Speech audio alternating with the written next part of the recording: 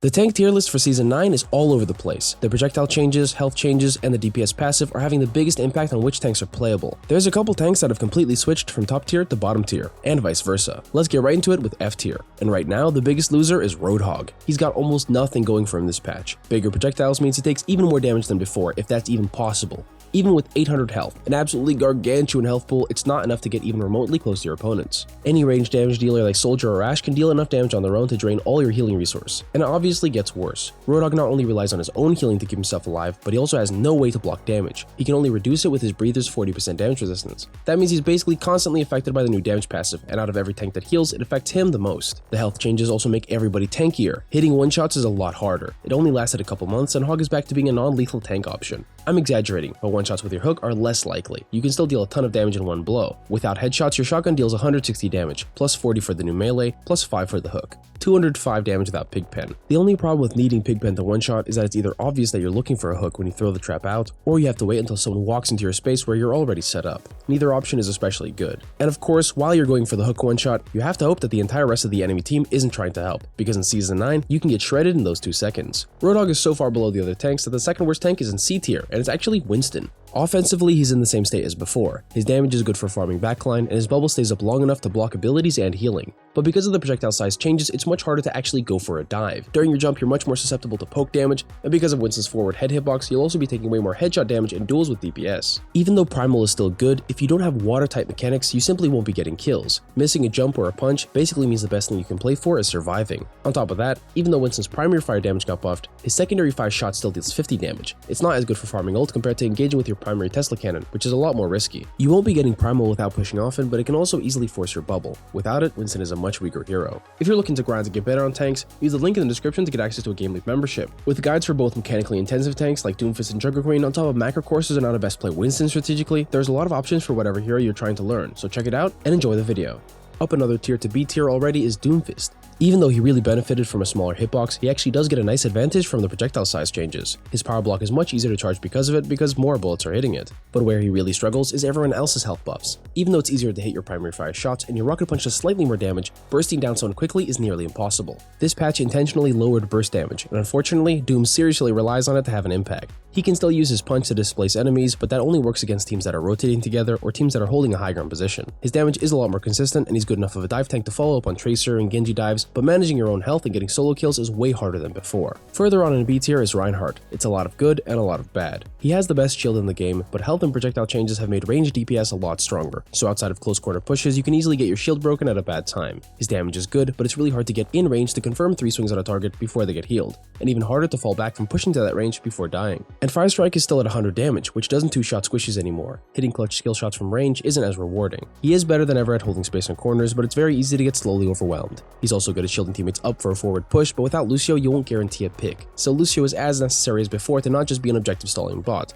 But Reinhardt is really good at it. Playing for time is really underrated, and with good shield management, you can still stall and soak damage for your team for a good while. Now for some seriously good news. Even though Roadhog is still garbage, Wrecking Ball isn't. At the second spot in B tier, he's still weak into his counters, but he's really good at playing for his DPS, slamming to set them up and focusing their targets. Now that DPS deal way more consistent damage and reduce healing, a tank that doesn't need to be in the front line is suddenly a very good thing. He also gets a fat chunk of healing when he's not in the fight. His shield regen and global health regen stack up to 50 health per second when they're both activated. His damage is average for a tank, but it's a hit scan tracking weapon. Bullet size buffs make it way more consistent, so you can easily hit all your shots at the start of your engage for extra burst damage. But like I mentioned earlier, even though the situation is great for Ball, he's still weak into his counters. And although he was easy to hit before, he's also still a massive attention magnet. If you dodge and weave through the fight, you can be pretty unkillable, but when you try to dive and go for a slam, you can be pretty quickly burst down. And when it comes to the ultimate, Minefield isn't amazing, but it can at the very least force players out of an area. Should be better for a tank ult, but at least he's a playable hero. At the top of B tier, we've got Orisa. She's in a perfect spot to take over with her fall off recently removed, and her self-sustain being one of the best in the game.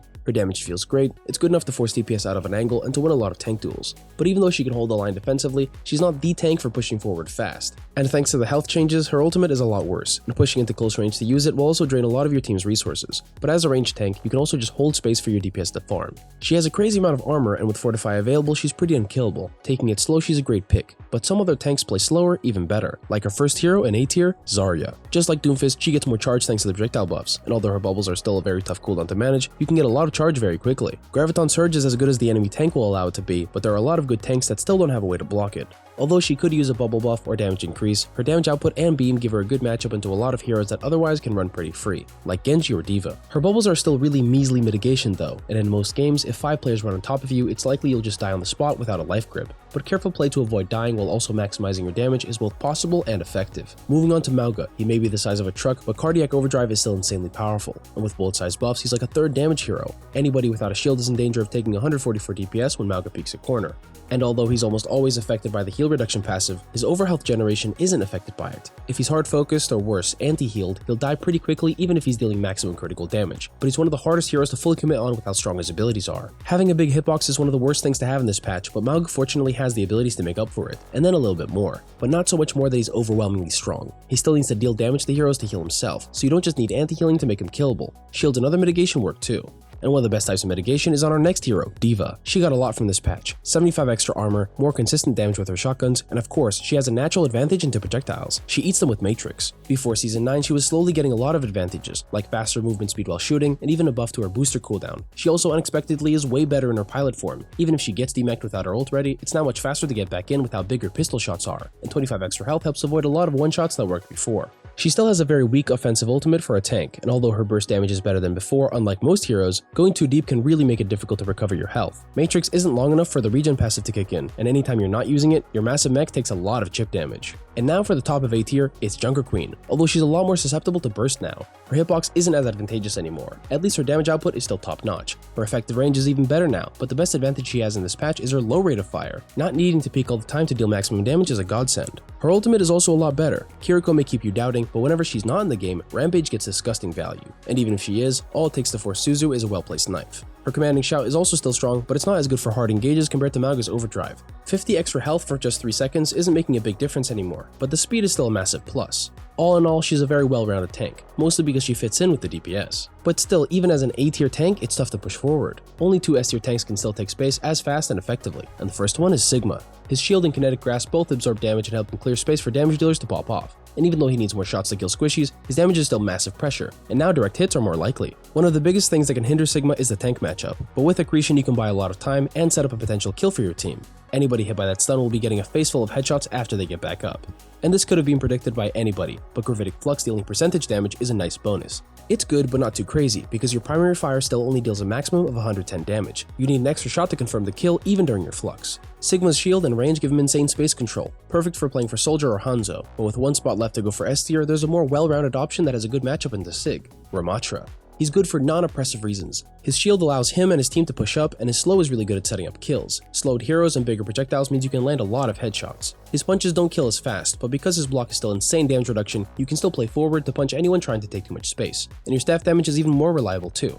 If it wasn't as good as it is, it would be a lot harder to contest Soldier and Zenyatta, and Sigma would be an obvious better option. But Ram's middle ground of consistent damage, shield tempo, and slow utility give him a lot of ways to handle all sorts of compositions. That's it for the tank tier list for Season 9. Let me know what you think in the comments, and I'll see you next time.